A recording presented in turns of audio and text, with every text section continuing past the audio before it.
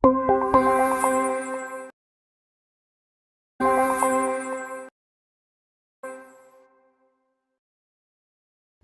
pagi rekan-rekan.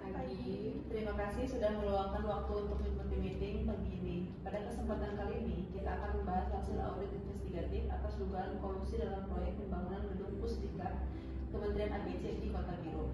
Untuk presentasi ini, kita akan membaginya menjadi beberapa bagian yang terdiri dari latar belakang, tujuan, metodologi, hasil temuan, dan rekomendasi. Silahkan, bisa dimulai dari latar belakangnya terlebih dahulu. Baik, dalam beberapa tahun terakhir, penguatan tata kelola keuangan publik menjadi prioritas. Sayangnya, masih sering terjadi penyimpangan dalam proses pengadaan barang dan jasa. Salah satu kasus aktual yang kita angkat adalah dugaan kolusi antara oknum pejabat Kementerian ABC, yaitu Saudari FH, dengan PT UBA dalam proyek pembangunan gedung Pusdiklat.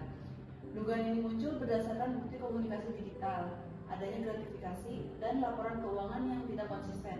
Oleh karena itu, dibutuhkan audit investigatif, bukan audit reguler, karena kita fokus mencari bukti penyimpangan. Menarik. Lalu bagaimana pendekatan audit yang akan dilakukan? Audit ini dilakukan melalui beberapa tahapan sistematis. Kita memulai dengan pengumpulan data melalui wawancara, dokumentasi, observasi langsung, hingga analisis komunikasi digital. Setelah itu, dilakukan analisis data menggunakan metode forensik, pemodelan dampak keuangan, hingga analisis jaringan sosial untuk mengungkapkan struktur kolusi. Selanjutnya, temuan kami divalidasi dengan regulasi data, peer review, dan kunjungan lapangan kembali jika ditemukan ketidaksesuaian. Terakhir, kita susun laporan investigatif lengkap dengan rekomendasi koreksi dan preventif. Dan kemudian apa saja temuan paling signifikan dari audit ini? Audit investigasi menemukan adanya pola kolusi yang terstruktur antara saudara FH, pejabat internal Kementerian ABC, dan pihak PT UBA selaku rekanan proyek pembangunan gedung Pusdiklat. Kolusi ini tidak bersifat insidental, melainkan dirancang dan dijalankan secara sistematis untuk mengatur hasil proses tender dan pelaksanaan proyek agar menguntungkan pihak tertentu. Bukti utama yang kita dapat, komunikasi rahasia melalui saluran tidak resmi.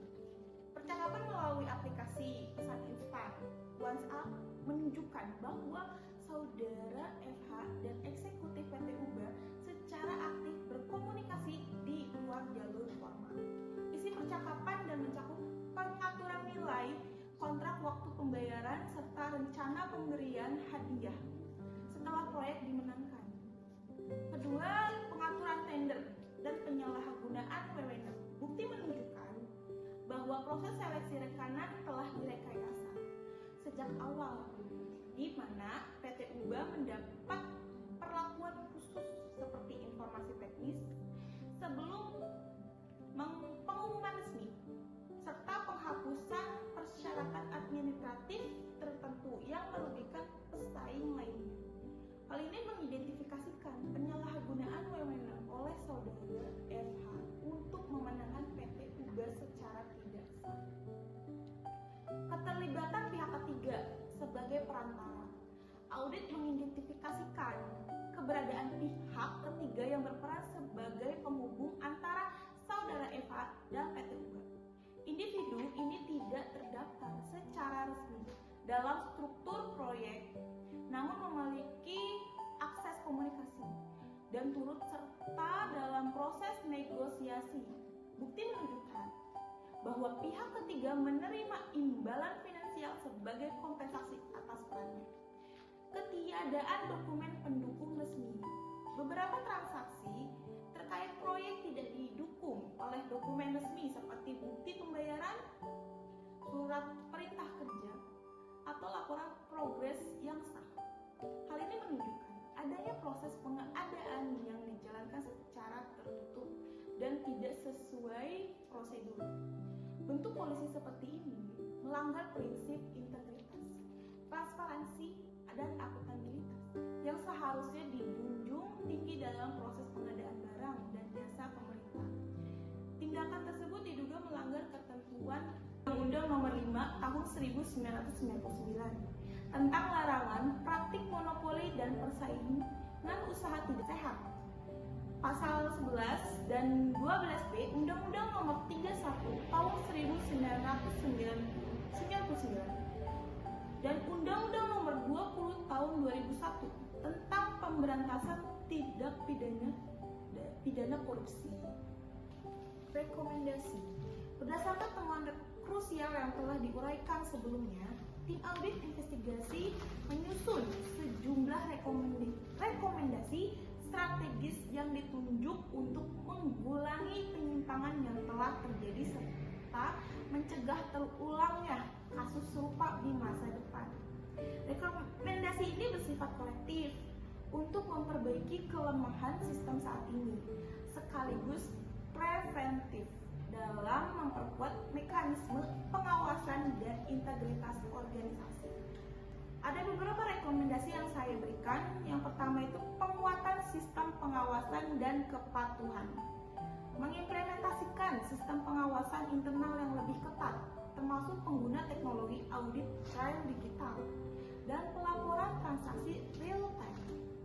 Menugaskan Inspektorat Jenderal untuk melakukan audit berkala dan investigatif terhadap seluruh proyek dengan anggaran besar atau risiko tertinggi. Memperluas kewenangan unit kepatuhan internal untuk melakukan verifikasi administratif sebelum penunjuk pemenang tender. Yang kedua, penegakan hukum dan tindakan disipliner. Menindaklanjuti temuan, kolusi, dan gratifikasi dengan pelaporan resmi kepada aparat penegak hukum, KPK, kejaksaan, kepolisian, sesuai peraturan yang berlaku. Memberlakukan sanksi administratif dan etik kepada pejabat yang terbukti menyalahgunakan kewenangan, termasuk pencopotan jabatan, penurunan pangkat, atau pemutusan hubungan kerja. Melakukan review kontrak proyek yang terkait dengan penyimpangan dan membatalkan kontrak yang bermasalah secara hukum.